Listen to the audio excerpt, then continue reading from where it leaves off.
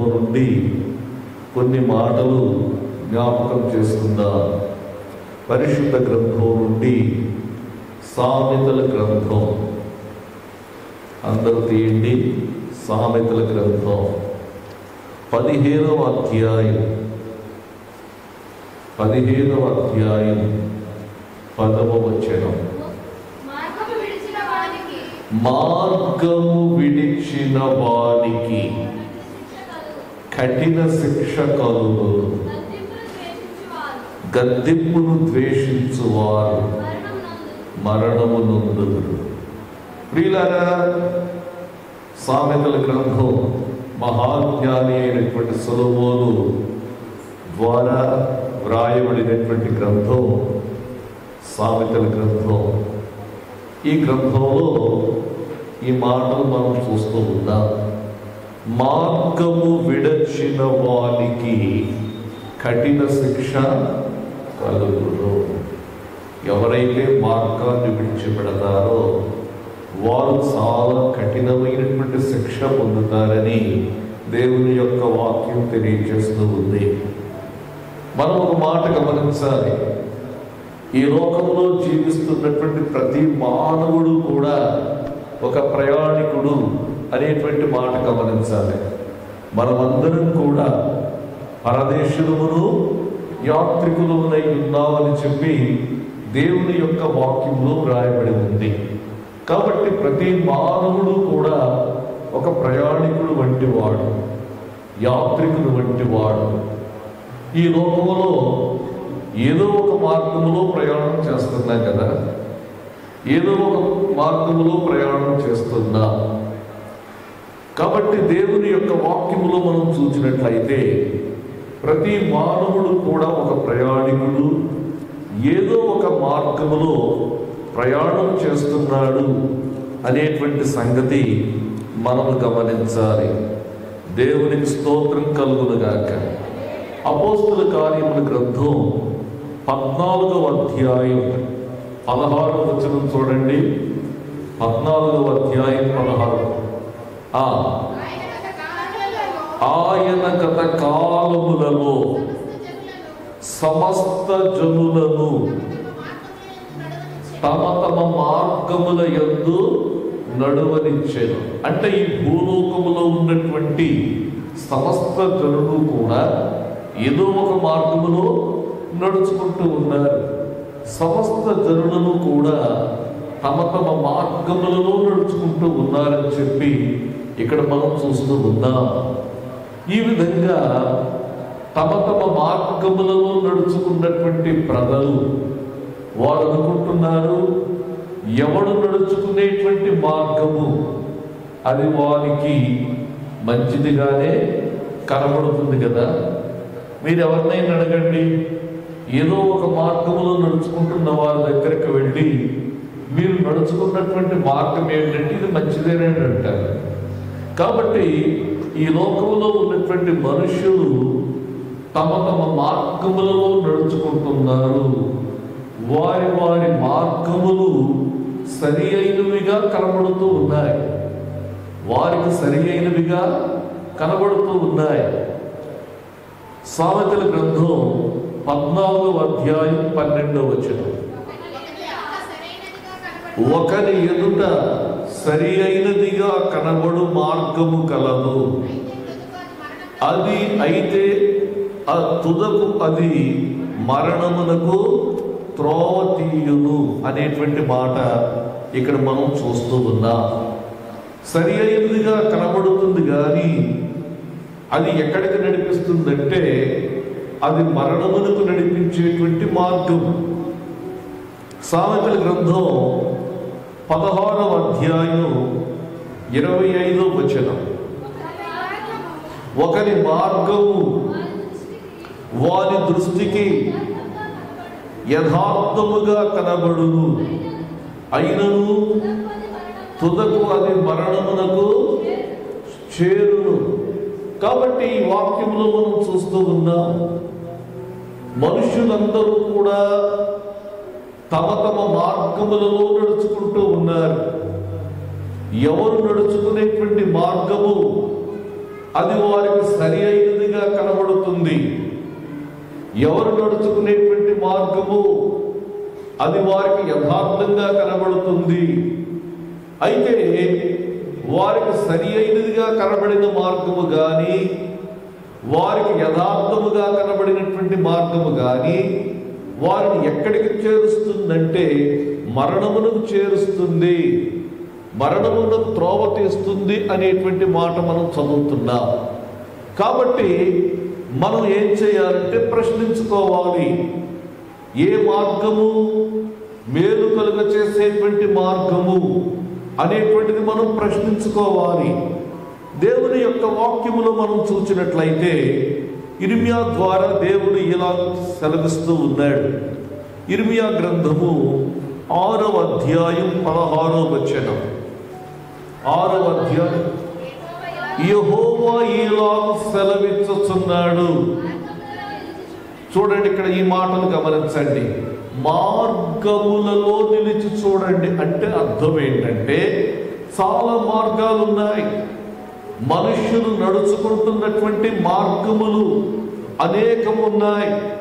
మనుష్యులు సరి అయినదిగా తలంచుకున్నటువంటి మార్గాలు ఉన్నాయి. కాబట్టి మార్గములలో నిలిచి చూడండి. మన కళ్ళు ఎదుట చాలా మార్గాలు కనబడుతున్నాయి. నిలిచి చూడండి. పురాతన మార్గములను గూర్చి విచారించండి అంటే అర్థం ఏంటంటే తరతరాలుగా యుగ యుగాలుగా మనుష్యులను నడుచుకుంటున్నటువంటి మార్గములను గూర్చి విచారించండి. అంతేగాని కళ్ళు మూసుకుని వెళ్ళిపోవద్దు. మార్గములను గూర్చి, పురాతన మార్గములను గూర్చి విచారించండి. మేలు కలుగు మార్గమేది అని అడిగి అందులో నడుచుకొనుడి. కాబట్టి చూడండి, మేలు కలిగేటువంటి మార్గమేదో తెలుసుకోండి. పురాతన మార్గములో నడుచుకుంటూ వెళ్ళిపోతున్నామేమో, ఏదో ఒక మార్గములో నడుచుకుంటూ వెళ్ళిపోతున్నామేమో. మేలు కలుగు మార్గమేదో విచారించి తెలుసుకోండి. మేలు కలుగు మార్గమేది అని అడిగి తెలుసుకుని దానిలో నివసించండి, దానిలో నడుచుకొనండి. అప్పుడు మీకు నెమ్మది కలుగును. దేవునికి స్తోత్రం, హల్లెలూయా. కాబట్టి మనం ఏ మార్గములో నడుచుకుంటున్నాం అనేటువంటిది మనం ఆలోచించాలండి. దేవునికి స్తోత్రం కలుగును గాక, హల్లెలూయా. దేవుడు తన ప్రజలతో మాట్లాడుతూ ఈ మాట చెప్పాడు. దేవుని ప్రజలు దేవుని ఆరాధించడానికి మందిరానికి వెళ్ళారు. దేవుని ఆరాధించడానికి మందిరానికి వెళ్ళినప్పుడు అందరూ ఏమనుకుంటారంటే వీరు సరి అయినటువంటి త్రోవలోనే నడుచుకుంటున్నారనుకుంటున్నారు. దేవుడు అంటా ఉన్నాడు, దేవుని ఆరాధించడానికి వచ్చినటువంటి ప్రజలతో మాట్లాడుతూ మీ మార్గములను దిద్దుకొనండి అన్నాడు. దేవునికి స్తోత్రం కలుగును గాక, హల్లెలూయా. 7వ అధ్యాయం ఇర్మియా గ్రంథం 7వ అధ్యాయం 2వ వచనం చూడండి.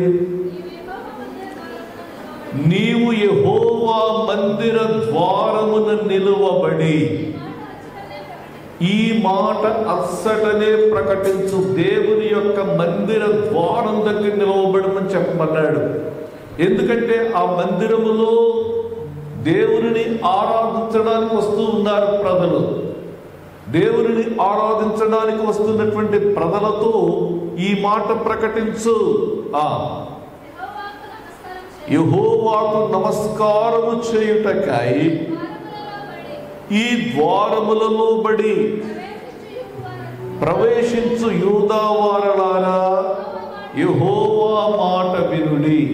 ఈ మందిర ద్వారముల గుండా యెహోవాకు నమస్కారము చేయుటకై ప్రవేశించు వారలారా. వీరంతా ఎందుకు వస్తున్నారంటే దేవునికి నమస్కారం చేయడానికి వస్తున్నారు. అంటే అర్థం ఏంటంటే ఆరాధించడానికి వస్తున్నారు. ఆరాధించడానికి వస్తున్నటువంటి ప్రజలతో ఈ మాటలు మాట్లాడు. ఏమిటా మాటలు చూడండి.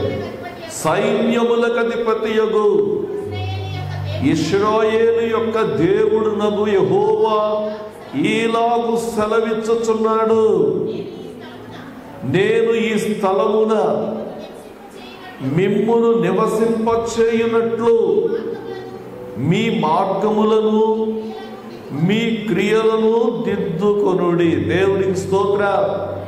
మీ మార్గములు, ఏ మార్గముల గుండా మీరు వెళుతున్నారో మీరు ఒకసారి చూసుకోండి.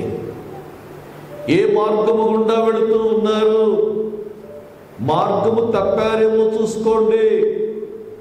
మీ క్రియలు ఎలాగున్నాయో చూసుకోండి. మీ మార్గములను క్రియలను దిద్దుకోండి. ఈ హెచ్చరిక చేస్తా ఉన్నాడు. మీ మార్గములను దిద్దుకోండి.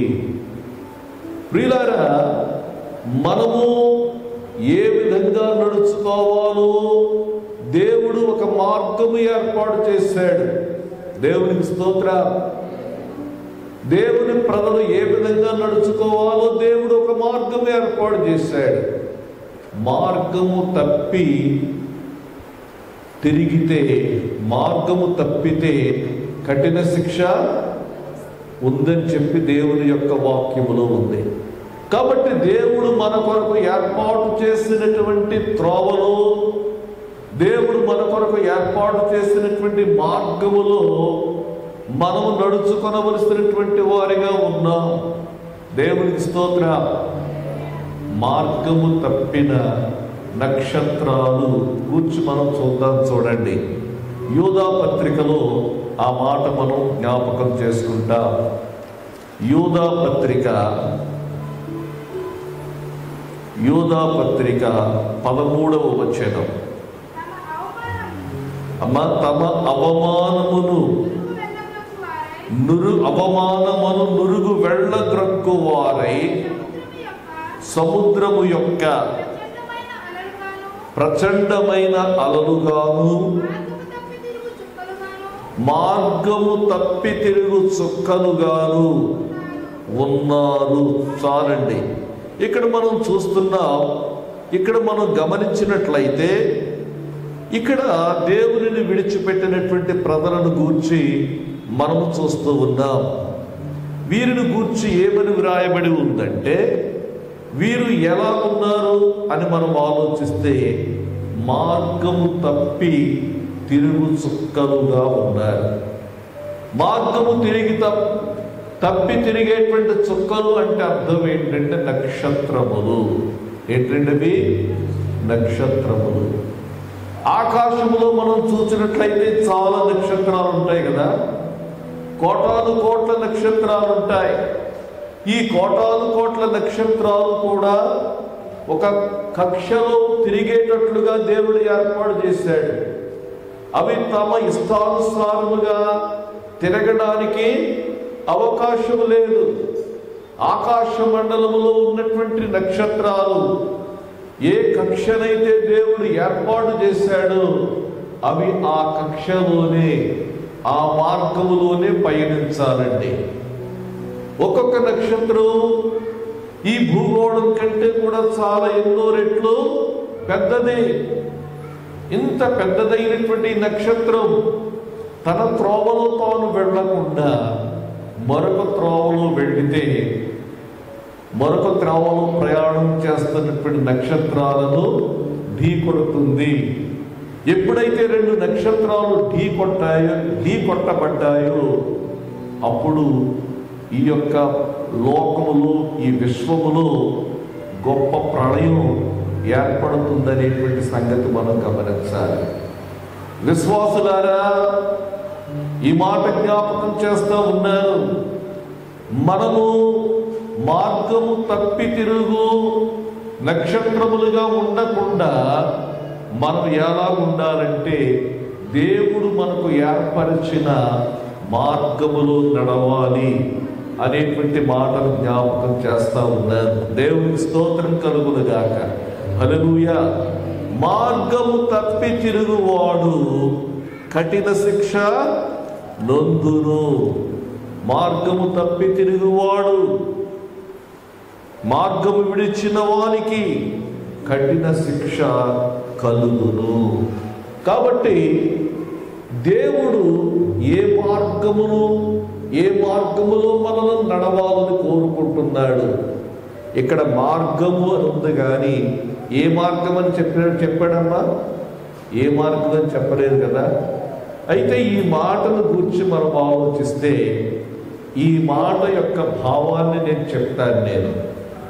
ఈ మాట యొక్క భావం మొట్టమొదటిగా ఏంటంటే, తిన్నని మార్గము విడిచిన వానికి శిక్ష కలుగును అని అర్థం చేసుకోవాలి. మార్గం దగ్గర ముందే పెట్టుకోవాలి, తిన్నని మార్గము. ఏంటంటే తిన్నని మార్గం అంటే వంకర మార్గాలు ఉన్నాయన్నమాట. కాబట్టి తిన్నని మార్గము విడిచిన వారికి శిక్ష కలుగును. ఏమిటి తిన్నని మార్గము? ఇది మనం ఆలోచన చేయాలి. దేవునికి స్తోత్రం కలుగును గాక. హల్లెలూయా. దేవుని యొక్క వాక్యం ఏం చెప్తుందంటే, దేవుని మార్గము తిన్నని మార్గం అని మనకు తెలియజేస్తూ ఉంది. అపోస్తల కార్యముల గ్రంథం 13వ అధ్యాయం 10వ వచనాన్ని మనం చూద్దాం. అతడు తేరి చూచి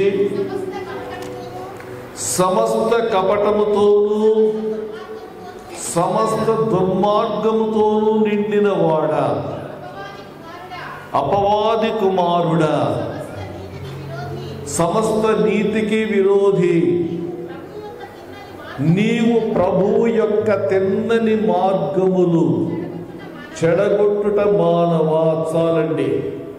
ఈ మాటలు ఎవరిని గూర్చి చెప్పబడ్డాయి అనేటువంటి మాట మనం చూస్తే, ఈ వాక్యములో మనం చూస్తున్నాం గారడి వాడైన సీమోను.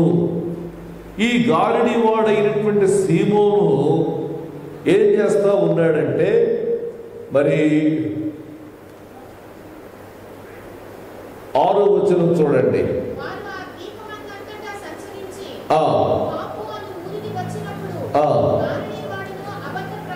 గారడి వాడును అబద్ధ ప్రవక్త అయిన బర్యేసు అను ఒక యూదుని చూచెరి. ఇతడు వివేకము గలవాడైన సెర్గి పౌలు అని అధిపతి యొద్ద నుండెను. అతడు బర్నబాను సౌలును పిలిపించి దేవుని వాక్యమును వినగోరెను. అయితే ఎలుమ ఆ అధిపతిని విశ్వాసము నుండి తొలగించవలెనని యత్నము చేసి వారిని ఎదిరించెను. ఎలుమ అని పేరునకు గారడివాడు అని అర్థం. ప్రియులారా, ఇక్కడ మనం చూస్తున్నాం ఈ గారడివాడైనటువంటి బర్యేసు, ఇది పేరు బర్యేసు, సీమోను కాదండి, బర్యేసు అనేటువంటి వాడు. వీడేం చేశాడంటే, సెర్గి పౌలు అనేటువంటి ఒక అధికారి దేవుని యొక్క వాక్యం వినాలనుకున్నాడు. దేవుని యొక్క వాక్యం వినాలనుకున్నప్పుడు వాక్యము వినకుండా వీడేం చేస్తూ ఉన్నాడంటే, అతనిని తప్పించాలని ప్రయత్నం చేస్తూ ఉన్నాడు. విశ్వాసము నుండి తొలగించాలని ప్రయత్నం చేస్తూ ఉన్నాడు. విశ్వాసము నుండి తొలగించాలని ప్రయత్నం చేసినప్పుడు పౌలు ఏమంటున్నాడంటే, కపటముతోనూ సమస్త దుర్మార్గముతోనూ నిండిన వాడా, అపవాది కుమారుడా, సమస్త నీతికి విరోధి, నీవు ప్రభువు యొక్క తిన్నని మార్గములు చెడగొట్టుట మానవా. ప్రియులారా, ఎవరైనా సరే ఒకరిని విశ్వాసము నుండి తొలగించాలని చూస్తే వారు దేవుని యొక్క తిన్నని మార్గములను చెడగొడుతున్నారనేటువంటిది అర్థం చేసుకోవాలి. విశ్వాసము నుండి చెడగొట్టాలని ప్రయత్నం చేస్తే చాలా మంది చెప్తా ఉంటారు. చాలా మంది ఏం చెప్తా ఉంటారంటే, ఏదైనా సమస్య వచ్చినప్పుడు ప్రార్థన చేస్తున్నామమ్మా అంటాం కదా, ఏళ్ళు వచ్చేయమంటారని ప్రార్థన చేస్తే సరిపోద్ది ఏంటండి? గాల్లో దీపం పెట్టి దేవుడా దేవుడా అంటే సరిపోద్ది ఏంటండి అని చెప్పి ఏం చేస్తారంటే విశ్వాసమును చెడగొట్టాలని ప్రయత్నం చేస్తారు. ఎవరైతే విశ్వాసమును చెడగొట్టాలని ప్రయత్నం చేస్తారో వారు దేవుని యొక్క తిన్నని మార్గములు చెడగొడుతున్నారనేటువంటిది అర్థం చేసుకోవాలి. కాబట్టి దేవుని యొక్క మార్గము తిన్నని మార్గం. తిన్నని మార్గము విడుచు వానికి కఠిన శిక్ష కలుగును. దేవుని యొక్క మార్గము తిన్నని మార్గము. ఇది మనం అర్థం చేసుకోవాలి. 2వ పేతురు పత్రిక 2వ అధ్యాయం 15వ వచనం చూడండి. తిన్నని మార్గము బయోరు కుమారుడైన బిలాము పోయిన మార్గమును బట్టి త్రోవ తప్పిపోయిరి. ప్రియులారా, బిలాము తిన్నని మార్గమును విడిచి త్రోవ తప్పిపోయాడు. బిలాముకు దేవుని యొక్క వాక్యం సెలవివ్వబడింది. రాజైనటువంటి బాలాకు దేవుని ప్రజలైనటువంటి ఇశ్రాయేలీయులను శపింపమని బిలామునకు కొంత సొమ్ము ఇచ్చాడు. బిలాము, నిన్ను నేను ఘనపరుస్తాను, ఈ ప్రజలను నువ్వు శపించు అని చెప్పి బిలామును పిలిపించుకున్నాడు. అయితే దేవుడు చెప్పినటువంటి తిన్నని మార్గమును విడిచిపెట్టాడు. తిన్నని మార్గము విడిచిపెట్టి తప్పు మార్గమునకు వెళ్ళాడు. ఏమిటా తప్పు మార్గం అంటే, దేవుడు చెప్పిన మాట వినకుండా మరొక మార్గములో ప్రయాణం చేశాడు. తప్పు మార్గమునకు వెళ్ళాడు. అలాగూ వెళ్ళడానికి గల కారణం 16వ వచనములో చెప్పబడింది. ఆ బిలాము దుర్నీతి వలన కలుగు బహుమానమును ప్రేమించెను. దుర్నీతి వలన కలుగు బహుమానమును ప్రేమించి అతడు ఏం చేశాడంటే మరి తిన్నని మార్గమును విడిచాడు. తిన్నని మార్గమును విడిచిపెట్టి తప్పు మార్గమునకు వెళ్ళిపోయాడు. దుర్నీతి వలన కలుగు బహుమానమును ఆశించాడు. దుర్నీతి వలన దేవునికి వ్యతిరేకంగా మాట్లాడటం వలన కలిగేటువంటి బహుమానమును ఆశించాడు. ప్రియులారా, ఏ మార్గములో మనం వెళుతున్నాం? ఇది నా ప్రశ్న అండి. తిన్నని మార్గము గుండా మనం వెళుతున్నామా? దేవుని యొక్క మార్గము తిన్నని మార్గం. విశ్వాసమునకు వెళ్ళే మార్గము తిన్నని మార్గం. దేవుడు ఉపదేశించిన ప్రకారంగా వెళ్ళేటువంటి మార్గము తిన్నని మార్గం. ఏ మార్గము గుండా వెళుతూ తిన్నని మార్గమును తప్పి వెళ్ళేటువంటి వాడు, మార్గమును తప్పు వానికి కఠిన శిక్ష కలుగును.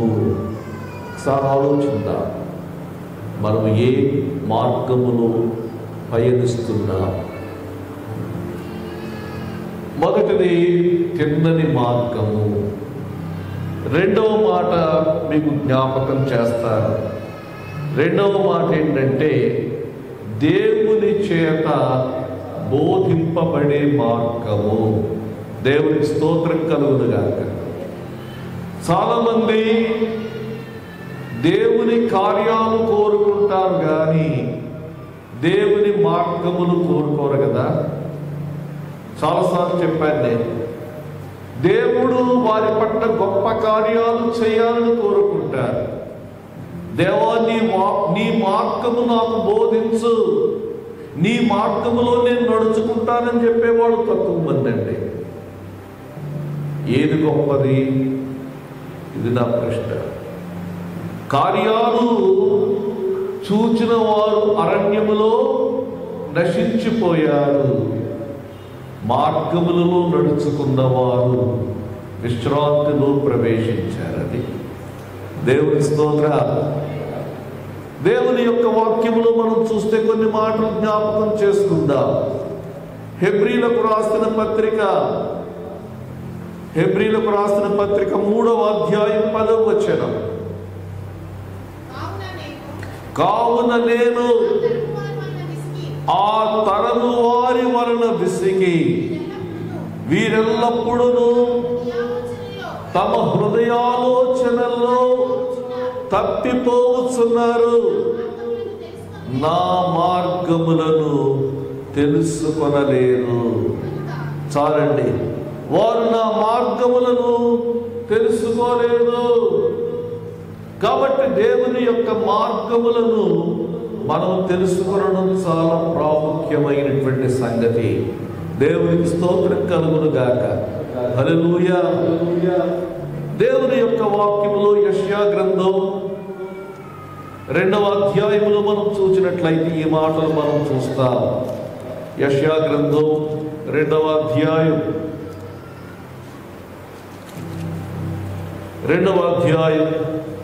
3వ వచనం చదువుకుందాం. ఆ కాలమున సియోనులో నుండి ధర్మశాస్త్రము, యెరూషలేములో నుండి యెహోవా వాక్కు బయలువెళ్ళును. జనములు గుంపులు గుంపులుగా వచ్చి యాకోబు దేవుని మందిరమునకు, యెహోవా పర్వతమునకు మనము వెళ్ళుదము రండి. ఆయన తన మార్గముల విషయమై మనకు బోధించును. మనము ఆయన త్రోవలలో నడుతుమని చెప్పుకొందురు. దేవునికి స్తోత్రం. దేవుని మందిరానికి వెళదాం. దేవుని మందిరానికి వెళితే దేవుడు తన మార్గముల విషయమై మనకు బోధిస్తాడు. మనం ఎలా నడుచుకోవాలో చెప్తాడు. ఏ మార్గములో మనం ముందుకు వెళ్ళాలో చెప్తాడు. మార్గములు. దేవునికి స్తోత్రం. హల్లెలూయా, హల్లెలూయా. దేవుడు మనకు బోధిస్తాడు కాబట్టి దేవుని యొక్క మందిరానికి వెళ్ళాలండి. దేవునికి స్తోత్రం. ప్రియమైనటువంటి దేవుని బిడ్డలారా, ఆయన మార్గములను మనం కోరుకోవాలండి. దేవునికి స్తోత్రం కలుగునుగాక. 25వ కీర్తనలో ఒక మాట జ్ఞాపకం చేస్తాను. 25వ కీర్తన 12వ వచనం చూడండి. యెహోవా యందు భయభక్తులు గలవాడెవడో వాడు కోరుకొనవలసిన మార్గమును ఆయన వారికి బోధించును. దేవుడు బోధిస్తాడట. ఏ త్రోవలో మనం నడుచుకోవాలో, ఏ మార్గములో మనం నడుచుకోవాలో, ఎలా వెళ్ళాలో దేవుడు బోధిస్తాడండి. దేవునికి స్తోత్రం కలుగును గాక. యెషయా గ్రంథం 30వ అధ్యాయం, యెషయా గ్రంథం 30వ అధ్యాయములో ఈ మాట మనం చూస్తున్నాం. 21వ వచనం. మీరు కుడి తట్టైనను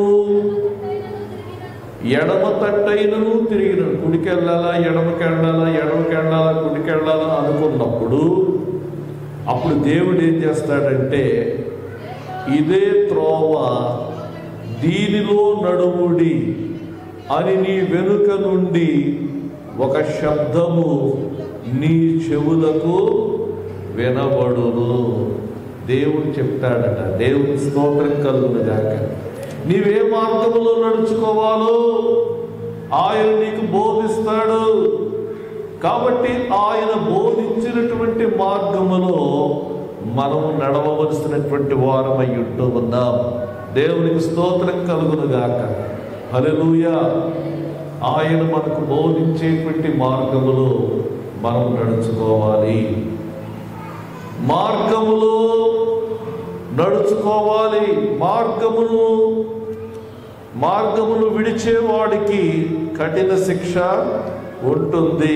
మార్గము విడిచిన వారికి కఠిన శిక్ష కలుగును. కాబట్టి దేవుని చేత బోధింపబడిన మార్గములో మనం నడుచుకోవాలి. అలాగ నడుచుకోవాలంటే ఆయన మనకు బోధించాలి. వెనుక నుండి ఆయన స్వరం వినాలి. చాలాసార్లు ఎవరో చెప్పినటువంటి మాటలు మనం విని ముందుకు పెడతాం కదా. నేను ఒక మాట చెప్తాను. ఎప్పుడూ కూడా మనం వినవలసింది ఎవరి మాటలంటే విశ్వాసుల యొక్క మాటలు వినాలని. అన్యుల యొక్క మాట తీసుకొని మనం వెళ్ళకూడదు. విశ్వాసులు దేవుని ఆత్మ కలిగినటువంటి వారు చెప్పేటువంటి మాట మనం తీసుకోవాలండి. దేవుని స్తోత్రం కలుగునుగాక.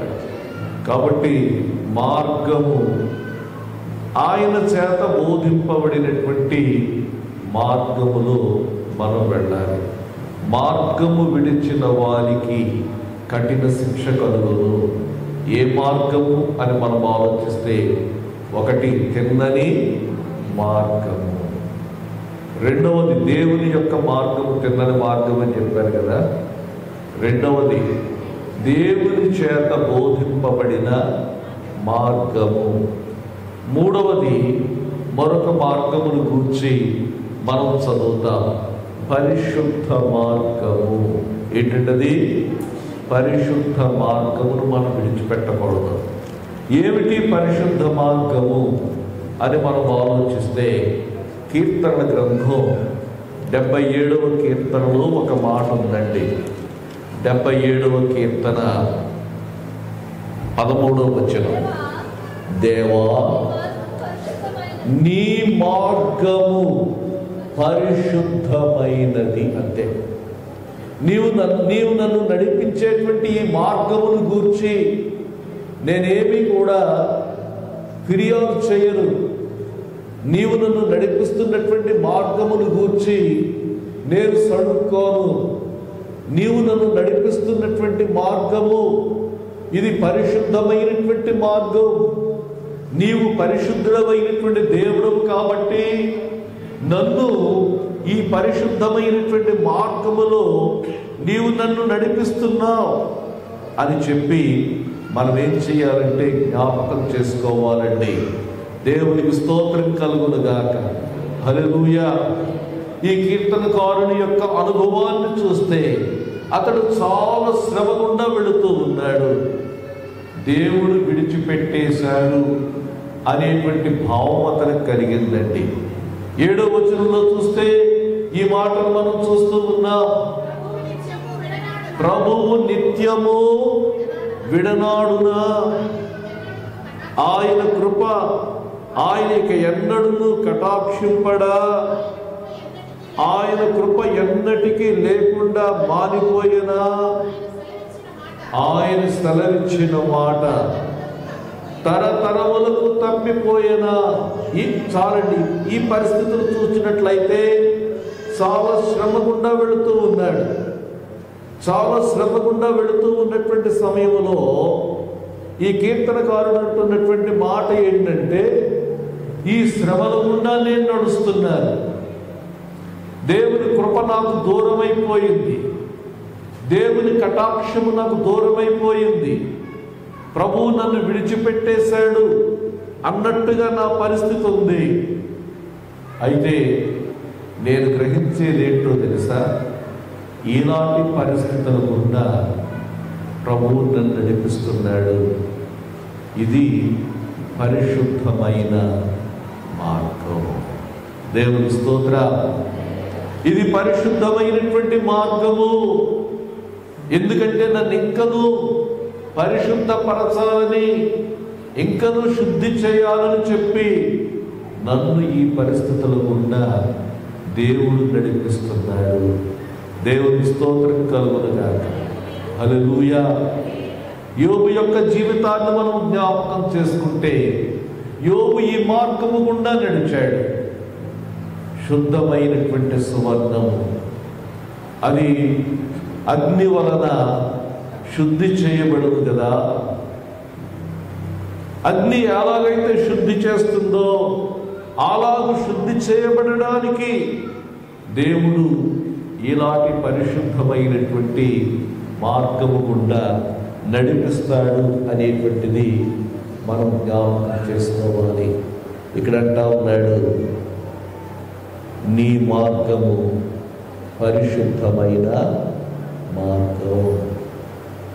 పరిశుద్ధమైనటువంటి మార్గము అంటే అర్థం ఏంటో తెలుసా? శ్రమల గుండా నడిపించేటువంటి మార్గం. ఇంకనూ శుద్ధమైన సువర్ణముగా మార్చబడడానికి మనము నడిపింపబడేటువంటి మార్గం. ఈ మార్గాన్ని విడిస్తే కఠిన శిక్ష తప్పదన్నమాట. దేవుని స్తోత్రం కలుగునుగాక. హల్లెలూయా, హల్లెలూయా. 4వ మాట జ్ఞాపకం చేస్తాను. 1 సమూయేలు గ్రంథం 12వ అధ్యాయానికి రండి. 1 సమూయేలు గ్రంథం 12వ అధ్యాయం.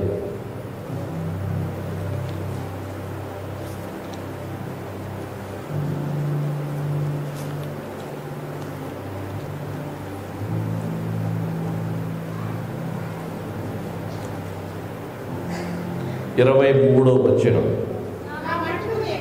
నా మట్టుకు నేను మీ నిమిత్తము ప్రార్థన చేయుట మానుట వలన యెహోవాకు విరోధముగా పాపము చేసిన వాడు నగుతను, అది నాకు దూరమగును గాక. కానీ శ్రేష్టమైన చక్కని మార్గమును మీకు బోధింతును. ఇది ఏ మార్గం అంటే శ్రేష్టమైన చక్కని మార్గము. దేవుని స్తోత్రం. శ్రేష్టమైన చక్కని మార్గం. ఏమిటి ఈ శ్రేష్టమైన చక్కని మార్గం? 24వ వచనంలో చెప్పాడు, ఆయన మీ కొరకు ఎన్ని గొప్ప కార్యములు చేశారో అది మీరు తలంచుకొని మీరు యెహోవా యందు భయభక్తులు కలిగి నిష్కపటులై పూర్ణ హృదయముతో ఆయనను సేవించుట ఆవశ్యకము. ఏమిటి ఆ శ్రేష్టమైనటువంటి మార్గం అంటే, ఈ మాటలు సమూయేలు తన ప్రజలైనటువంటి ఇశ్రాయేలీయులతో అంటున్నాడు. ఈ మాటలు చెప్పేటువంటి సమయానికి సమూయేలు వృద్ధాప్యంలోనికి వచ్చేశాడు. సమూయేలు వృద్ధాప్యంలోనికి వచ్చేసి మరొక తరం ఆ నాయకత్వాన్ని అందిపుచ్చుకోబోతూ ఉన్నారు. అలాంటి సమయంలో తన యొక్క అనుభవంతో ఈ మాట చెప్తా ఉన్నాడు, మీకు శ్రేష్టమైన చక్కని మార్గాన్ని మీకు తెలియజేస్తాను. ఈ మార్గంలో మీరు నడుచుకోండి. ఇది చాలా శ్రేష్టమైనటువంటి మార్గం, ఇది చక్కని మార్గం. ఈ మార్గంలో మీరు నడుచుకోండి. ఏమిటా శ్రేష్టమైనటువంటి చక్కని మార్గం అని మనం ఆలోచిస్తే, ఒకటి, ఆయన మీ కొరకు ఎన్ని గొప్ప కార్యములు చేశానో అనేటువంటి మాట ఇక్కడ వాడుతూ ఉన్నాడు.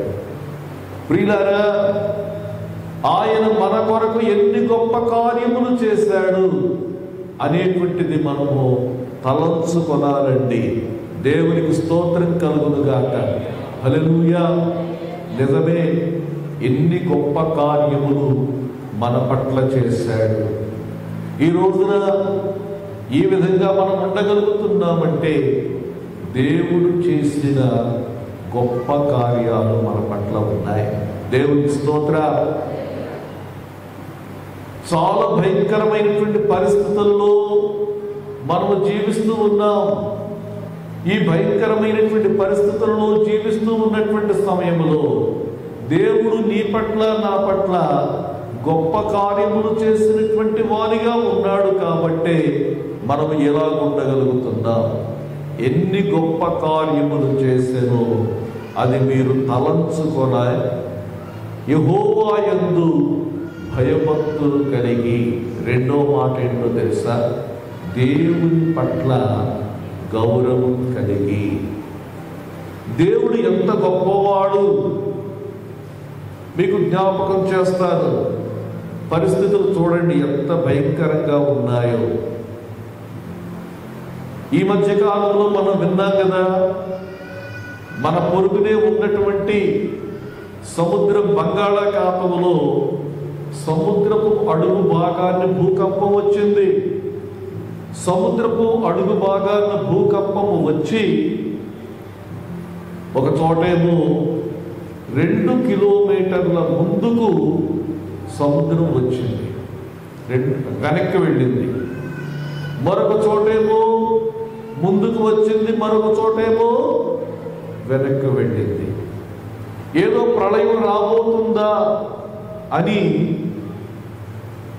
మరి అందరూ కూడా గగ్గోలు పెడుతున్నటువంటి పరిస్థితుల్లో నేను ఒక మాట జ్ఞాపకం చేయాలని ఉద్దేశిస్తున్నాను. ఆయన గొప్ప కార్యములు చేసేటువంటి వాడు. ఈ గొప్ప కార్యములు చేసేటువంటి వాడు కాబట్టి మన పని ఏంటో తెలుసా, ఆయన యందు భయభక్తులు కలిగి ఉండాలండి. దేవునికి స్తోత్రం. ఆయన చేసేటువంటి గొప్ప కార్యములు ఏమిటో ఒక్క మాట మీకు చెప్తాను నేను. ఇర్మియా గ్రంథానికి రండి. ఇర్మియా గ్రంథం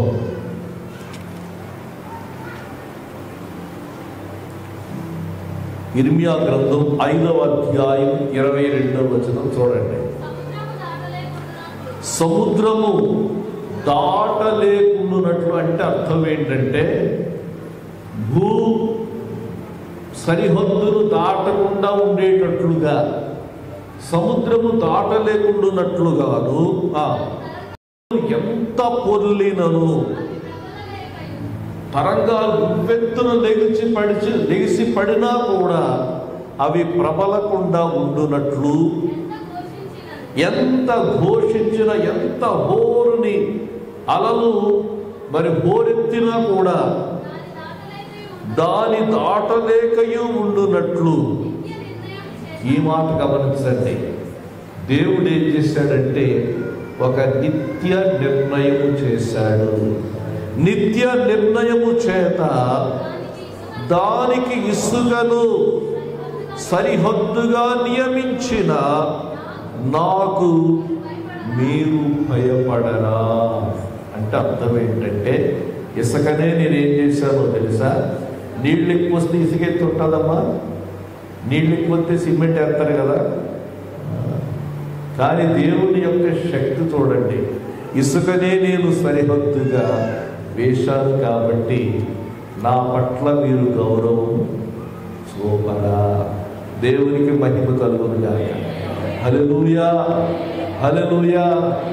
ఇలాంటి భయంకరమైనటువంటి పరిస్థితుల్లో కూడా దేవుడు చేసినటువంటి పని ఏంటో తెలుసా, సముద్రము దాటి రాకుండా ఒక నిత్య నిర్ణయం చేశాడు. దానిని మనం జ్ఞాపకం, ఇదే శ్రేష్టమైనటువంటి మార్గం ఇది. దేవుని స్తోత్రం.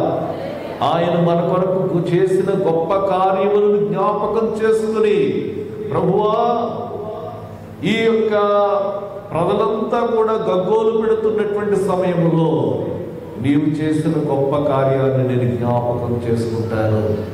ఆ గొప్ప కార్యం ఏంటంటే, ప్రభువా నాయనా ఏదో మరి ఉప్పెను వస్తుందని లేక కెరటం వస్తుందని ప్రజలందరూ కూడా భయభ్రాంతులు అవుతున్నప్పుడు నేను విశ్వసిస్తున్నాను, నీ నిత్య నిర్ణయాన్ని నేను నమ్ముతున్నాను, నీవు చేసినటువంటి కార్యాన్ని నేను నమ్ముతున్నాను. దేవునికి మహిమ కలుగునుగాక. హల్లెలూయా, హల్లెలూయా.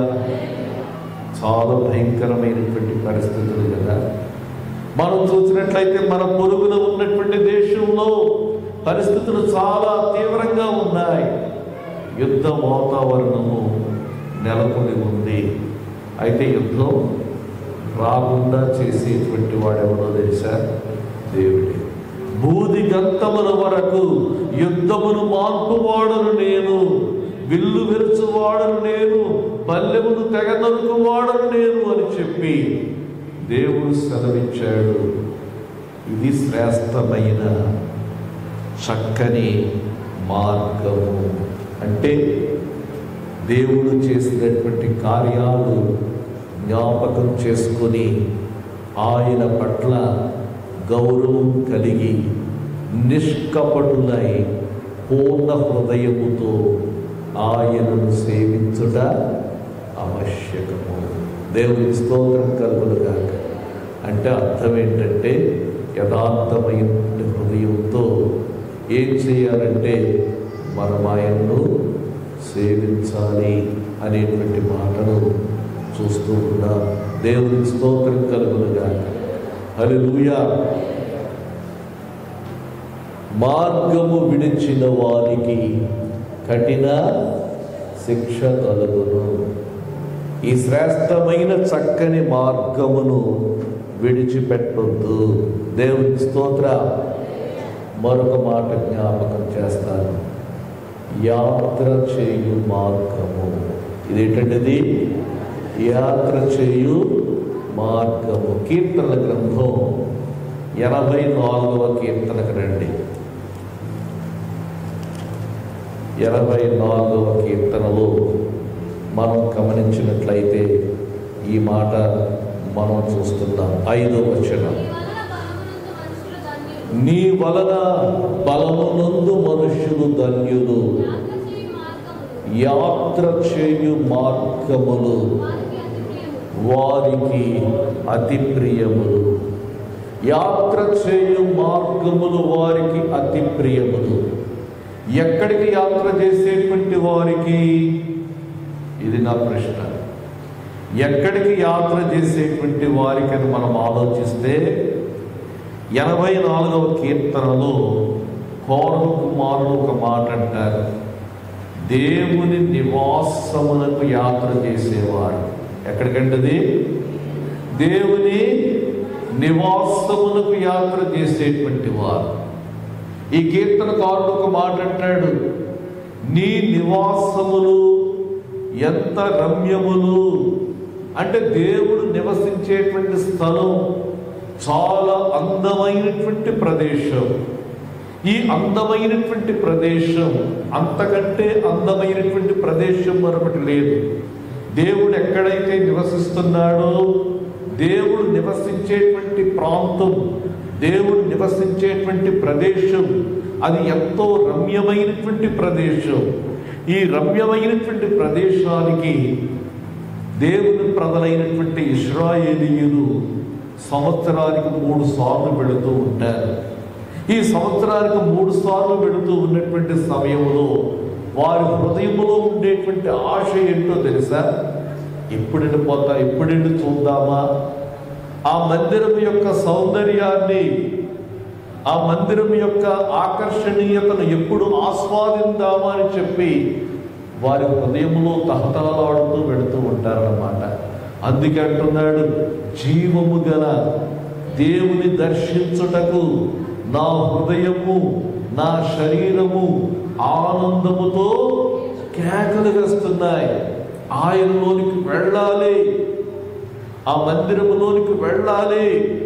అది ఎంతో అందమైనటువంటి మందిరం. భూమి మీద అంతకంటే సుందరమైనటువంటి మందిరం ఒకటి లేదు. ఆ మందిరంలోనికి వెళ్ళాలి. అయితే ఈ కీర్తనకారుడు ఒక మాట అంటాడు. ఏమంటాడో తెలుసా? నేనైతే యాత్ర చేస్తున్నాను, కానీ నాకంటే గొప్ప భాగ్యం ఎవరికి ఉందో తెలుసా? పిచ్చుకలకు ఉంది. నీ బలిపీఠమునందనే పిచ్చుకలకు. ఎంత పిచ్చుకలకు ఉన్నటువంటి అవకాశం నాకు లేకుండా పోయింది. నేనైతే యాత్ర చేస్తూ వెళ్తా ఉన్నాను. పిచ్చుకలైతే అక్కడే నివాసం ఏర్పాటు చేసుకున్నారు. పిల్లలు పెట్టుటకు వాన కోవెలకు గూటి స్థలము దొరికేను. అంటే అర్థం ఏంటంటే వాన కోవెలకు కూడా గొప్ప అదృష్టం దొరికింది. యాత్ర మార్గము. దేవునికి స్తోత్రం కలుగునుగాక. యాత్ర మార్గం. అయితే నేను ఒక మాట జ్ఞాపకం చేస్తాను. చాలా రమ్యమైన నివాసం అని చెప్పాను కదా మొదటి వచనంలో. దేవుని నివాసము రమ్యమైన నివాసం. ఇప్పుడు దేవుని నివాసం ఎక్కడుందో చెప్పండి. ఎక్కడుంది దేవుని నివాసం? ఎక్కడుంది? మన మధ్యలో ఉంది. నేను చెప్పనా? దేవుని నివాసం యేసుక్రీస్తులో ఉంది. దేవుని స్తోత్రం కలుగునుగాక. హల్లెలూయా. దేవత్వము యొక్క సర్వ పరిపూర్ణత శరీరాకారముగా క్రీస్తునందు నివసించుచున్నది. ఎప్పుడైతే మనం క్రీస్తులోనికి వచ్చేసామో అప్పుడేమవుతుందో తెలుసా? ఇక మనం వానకోవెలను గూర్చి ఆలోచించనక్కర్లేదు, పిచ్చుకను గూర్చి ఆలోచించనక్కర్లేదు. ఆ మందిరములో ఉండి ఆ మందిరము యొక్క సౌందర్యం, యేసుక్రీస్తులో ఉండి యేసుక్రీస్తు యొక్క సౌందర్యాన్ని మనం ఆస్వాదించాలి. ప్రభువా, నీవెంత దయ కలిగినటువంటి వాడవు నాయనా, నీవెంత పరిశుద్ధుడవు నాయనా. ఆయన పరిశుద్ధతను చూచి, ఆయన ప్రేమను చూచి, ఆ మందిరములో ఆయన సౌందర్యాన్ని చూచి, నా ప్రియుడు 10,000లో అతి కాంక్షణీయుడని చెప్పి ఎంతో పరవశిస్తూ ఆయనను కొనియాడేటువంటిదే గొప్ప భాగ్యం అన్నమాట. దేవుని స్తోత్రం కలుగునుగాక. హల్లెలూయా. ఈ మార్గంలోనికి రావాలంటే దేవుని స్తోత్రం కలుగునుగాక. యాత్ర చేయు మార్గము. ఇంకో మార్గం జ్ఞాపకం చేస్తారు. సర్వోన్నతమైన మార్గము. ఏంటది? సర్వోన్నతమైన మార్గము. మొదటి కొరింథీ పత్రిక 12వ అధ్యాయం. సర్వోత్తమమైన మార్గం. 12వ అధ్యాయం 31వ వచనం చూడండి.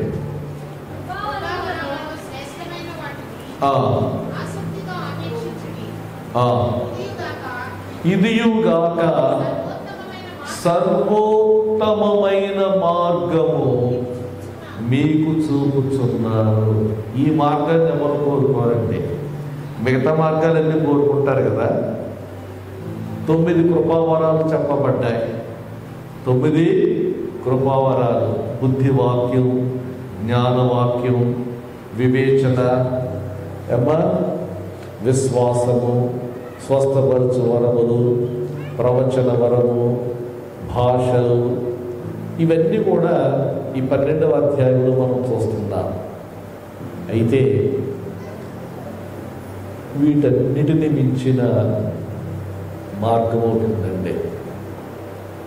ఇదియుగాక సర్వోత్తమమైన మార్గమును మీకు బోధించుచున్నారు, మీకు చూపుచున్నారు. ఏమిటా సర్వోత్తమమైన మార్గం ఏంటి అంటే 13వ అధ్యాయం. ఈ 13వ అధ్యాయం అంతా కూడా మనం చూస్తే దేని గురించి వ్రాయబడింది? ప్రేమ అధ్యాయం. ఇది ప్రేమ అధ్యాయం. ఏ ప్రేమ అంటే దేవుని ప్రేమ అధ్యాయం. అది దేవుని స్తోత్రం కలుగునుగాక. హల్లెలూయా. ఇది ప్రేమ అధ్యాయం. ఈ యొక్క మార్గములో మనం ఉండాలి. ఈ ప్రేమతో మనం నింపబడాలి. దేవుని యొక్క ప్రేమ ఉన్నతమైనటువంటి ప్రేమ. ఈ ప్రేమతో మనం నింపబడాలి. దేవుని స్తోత్రం కలుగునుగాక. చివరిగా క్రీస్తు మార్గం. క్రీస్తు మార్గంలో నడుచుకోవాలి. అపోస్తల కార్యములు 19:23లో మనం చూస్తాం. ఆయన మార్గము క్షమాపణ మార్గము. దేవుని స్తోత్రం కలుగునుగాక. హల్లెలూయా. కాబట్టి ప్రియులారా, ఒకసారి మనం ఆలోచిద్దాం. ఇర్మియా ద్వారా దేవుడు మాట్లాడుతూ అన్నాడు, మీ మార్గములను, మీ క్రియలను దిద్దుకొనండి. యెహోవాకు నమస్కారం చేయడానికి యెహోవా మందిరములోనికి వచ్చిన వారులారా, మీరే మార్గములో ఉన్నారో చూసుకోండి. నిజమే, తిన్నని మార్గములో ఉన్నామా? శ్రేష్టమైన చక్కని మార్గములో మనం ఉన్నామా? యాత్ర చేయు మార్గముల గుండా వెళ్ళి ఆయనలో ఆయన అందాన్ని కొనియాడేవాడిగా ఉన్నామా?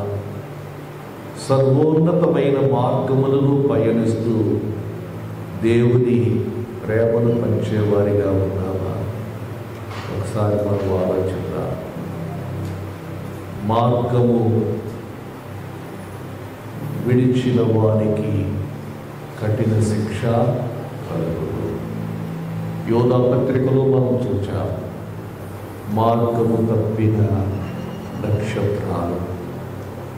అలా ఉండకుండా దేవుడు మన కొరకు ఏర్పరచిన ఈ మార్గములలో మనం నడుచుకుందాం. దేవుడి మాటలు దీవించను.